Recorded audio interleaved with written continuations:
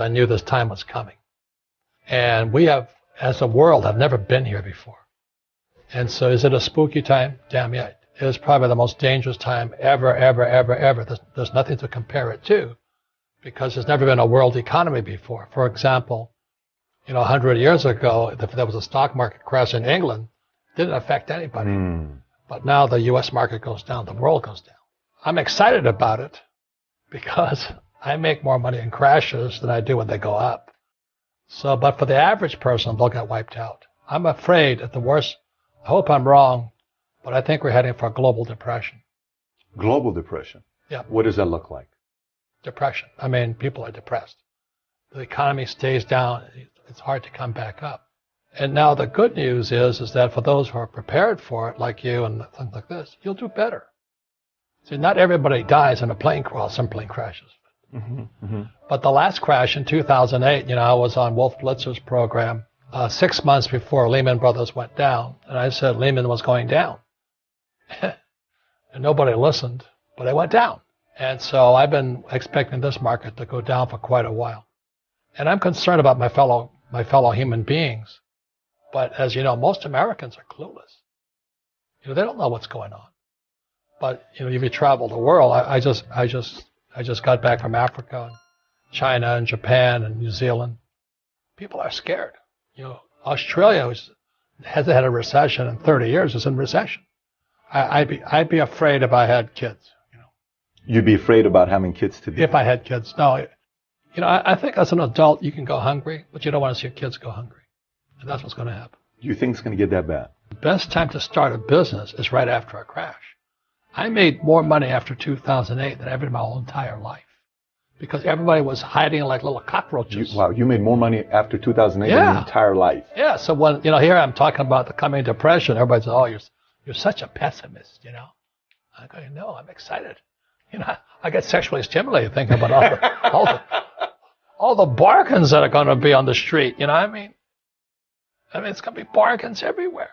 But everybody else, oh, you're pessimistic. No, I'm actually optimistic. I own businesses.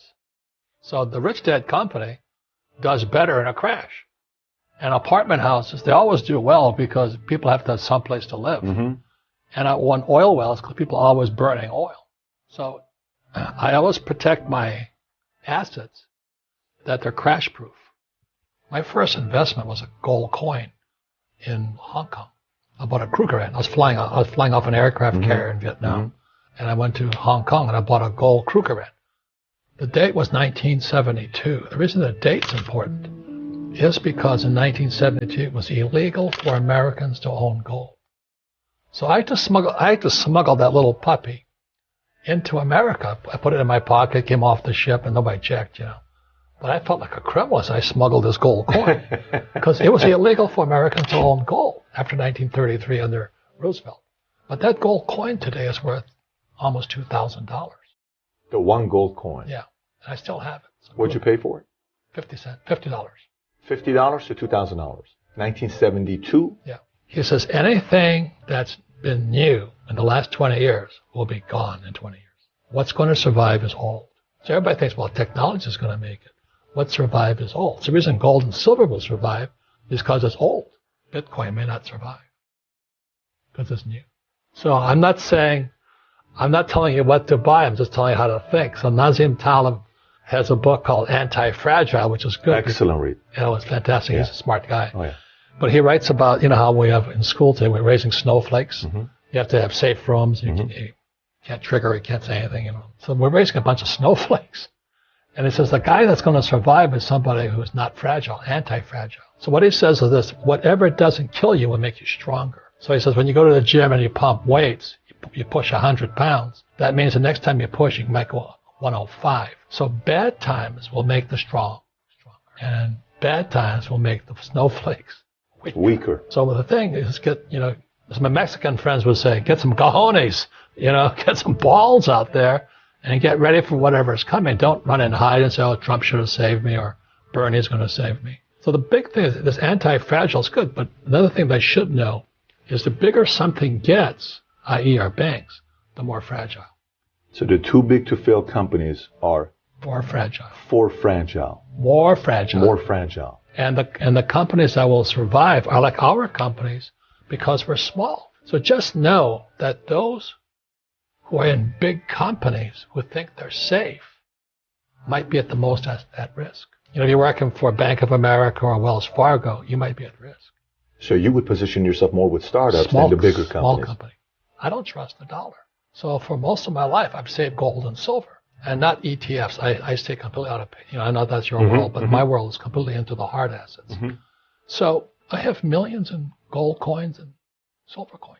I just kept saving it because I don't trust the dollar. So everybody can buy a silver coin today for $20. A silver eagle is $20. But how many people will go to a coin shop and buy it? Probably none. Less than 1/10% of Americans own precious metals. And silver today is 50% below its all-time high. So silver is the biggest bargain sitting in the market as we speak today. What do they teach you about money? So everybody knows in 1971, Nixon took the dollar off the gold standard. And what does that mean? Fake money. That's why I call it fake money, fake teachers, fake assets. As soon as they could print money, and any time throughout history, they printed money, the money disappeared. It went broke. Every country that printed money went broke. We're going broke. U.S. is going down. Japan is going down. Europe's going down. South America's going down. Mexico's in serious trouble. Look at Venezuela, the richest oil country in the world. They're going down. Zimbabwe going down because we're run by these kleptomaniacs or something. They're called politicians. Same as who stole my pension. The same guys that robbed the world are robbing their pensions. Highly educated elites. I went to Harvard, went to Yale, I went to MIT. I'm smarter than you. I know everything. Let me take your money. That's where we are today. They're all poor dads who think they're smart. You meet guys like that, right? They got their PhD. They think they're smarter than Jesus. You know, they make me nauseous.